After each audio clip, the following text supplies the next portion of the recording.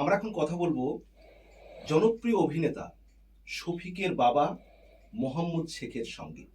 আমাদের সঙ্গে আছেন এই মুহূর্তে জনপ্রিয় অভিনেতা শফিকের বাবা মোহাম্মদ শেখ।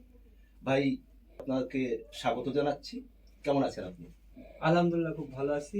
আপনাদের দোয়ায়, মহাপ্রভুর দোয়াতে খুব ভালো আছি। আপনারা কিরকম আছেন? আমরা সবাই ভালো আছি।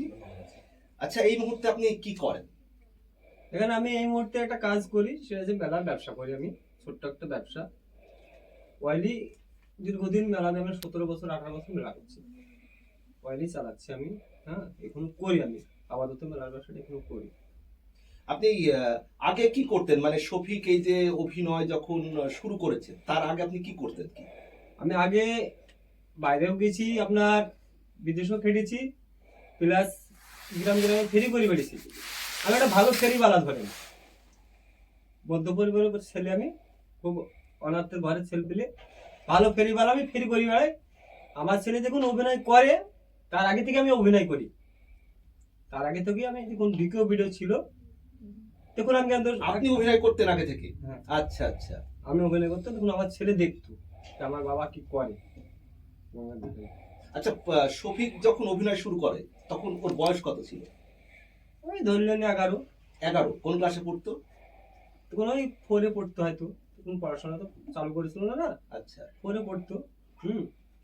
ও 11 বছর থেকে এই অভিনয় জগতে পা দিছে। আচ্ছা। ওইখান থেকে কয়েকটা ভিডিও করার পরেই ও জনপ্রিয়। তারপরে আমি ছেড়ে দিলাম অটোমেটিক। পল্লীগ্রাম টিভিতে কত বছর অভিনয় করেছিল শফিক? মানে কত বছর ছিল কন্টিনিউ? পল্লীগ্রাম টিভিতে আপনার মেলা দিন ছিল, বছর 4 ছিল। 4 বছর। 4 বছর। এই মুহূর্তে শফিক কোথায় মানে কাজ করছে, অভিনয় করছে? এখন কাজ করছে কি করছে না, মুর্শিদাবাদের একটা চ্যানেলে কাজ করছে, আমি এটুকু জানি। ফোন টোন করলে মুর্শিদাবাদে ওখানে একটা চ্যানেলে কাজ করছি, ওইখান থেকেই থাকে, ওখানেই খাওয়া দাওয়া করে, ওখানেই থাকে। বাড়ি খুব কম আসে, মাঝে মধ্যে আসে। আচ্ছা, পল্লীগ্রাম টিভিতে যখন শফিক কাজ করতো, অভিনয় করতো আর কি, তখন আপনাদের মোটামুটি মাসিক কেমন অর্থ দিত? মোটামুটি কেমন দিত? আপনাকে দিত না শফিককে দিত? পল্লীগ্রাম টিভিতে যখন কাজ করতো একটা বেতন দিত। এবার কত টাকা বেতন দিত সেটা তো আপনাকে বলতে পারবো না। আচ্ছা আচ্ছা, না সেটা অবশ্যই। হ্যাঁ, কেন বেতন যা দিত ভালো দিত, সেটা আমার হাতেই পল্লীগ্রাম গার্জেনের হাতে দিত, শুধু আমার না, প্রতি গার্জেনের হাতে পল্লীগ্রাম টিভি গার্জেনের হাতে তুলে দিত।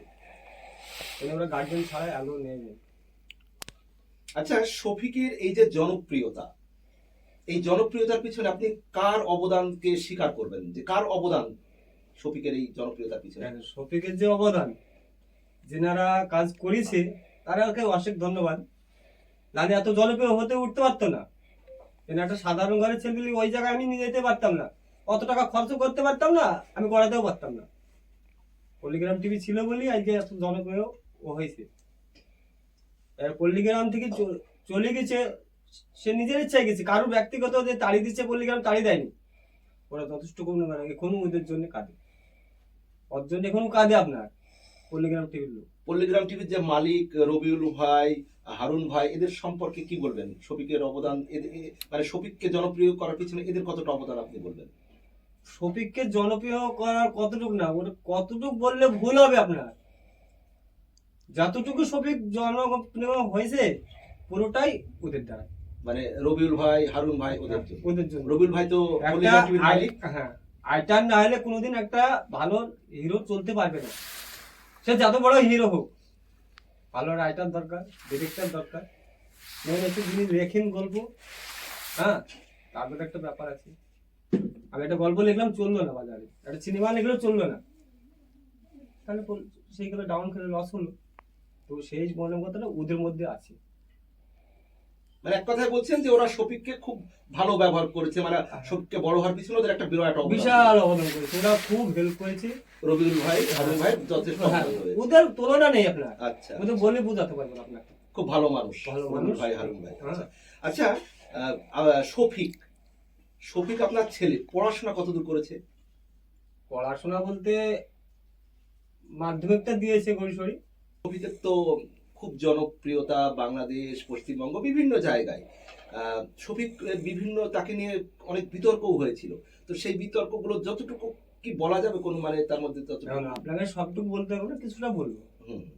মানে সবটুকু বলার না না ক্ষমতা অবশ্যই বলার সম্ভব না। বলবো না যে বিগত কয়েকটা ঝামেলা হয়ে গেল, একটা মিডিয়ায় থাকতে হলে বহুত রকম ঝামেলা আসবে, সেটা আমরাও জানি। হ্যাঁ, আপনি আমি সবাই জানেন, যারা জলিত বেশি হয়ে যাবে তাদের বিরুদ্ধে নানা ক্লেম আসবে, মানুষ নানাভাবে বিভ্রান্ত করে লিবাড়াবে। আর যারা বিভ্রান্ত করে লিবে যাচ্ছে তারাও তো সোজা না, তারাও ঠিক একদিন শাস্তি পাবে। সেটা ওপরওয়ালা দেখবে, আপনার সে ওপরওয়ালা আছে, একদিন ঠিক বুঝবে তারাও। এই ছেলেটাকে নষ্ট করার জন্য আমরা লেগেছিলাম, কিন্তু পারলাম না, এত চেষ্টা করে পারেনি, আর হয়তো পারবে না। কেন করছে যেখানে, কিন্তু জনগণ ওকে ভালোবাসে তো আপনার, এত পাবলিক যেখানে ভালোবাসে, আপনি আর আমি কয়েকটা লোক মিলে কি করবো আর বলেন? আপনি একা হয়ে কি করবেন? 100 জন তার পিছনে আছে, আর আপনি একা কি করবেন বলেন? যাক ভাই, শফিকের জন্য অনেক অনেক শুভকামনা। শফিকের জনপ্রিয়তা আরো বাড়ুক, ও আরো ভালো ভালো কাজ করুক, ওর যে বিতর্ক সমস্যাগুলো কাটিয়ে উঠে অনেক বড় হোক, এটা আমি এবং আমরা সবাই চাই। এবং আপনি শফিকের বাবা হিসেবে নিশ্চয়ই শফিককে আরো বড় জায়গায় আপনি যেমন দেখতে চান আমরাও দেখতে চাই। ভালো থাকবেন, আপনার জন্য শুভকামনা এবং শফিকের জন্য শুভকামনা। তা আরেকটা জিনিস মাস্টারমশাই বলি, এই যে আপনারা যে দোয়াটা করলেন, এই দোয়াটা করবেন, ওদের মাথায় হাত দিয়ে সরিয়ে নেবেন না। যারা জনগণ দেখেন ভিডিও, তাদের কাছে বিগত অনুরোধ করে বলছি আমি, যে শফিক যাই করুক সেটা মানুষের দ্বারাই করেছে, ভুলবশত, তাও আপনারা মেনে নিয়েছেন, ভবিষ্যতে জানে ওকে ফেলে দেবেন না, এইটুকু আমার আবেদন। আর দেখতে পাবেন ভাই, ধন্যবাদ, শুভকামনা আপনার জন্য এবং শফিকের জন্য। ভালো থাকবেন। তো সকলে ভালো থাকবেন, পরের ভিডিওতে দেখাচ্ছে এই চ্যানেল।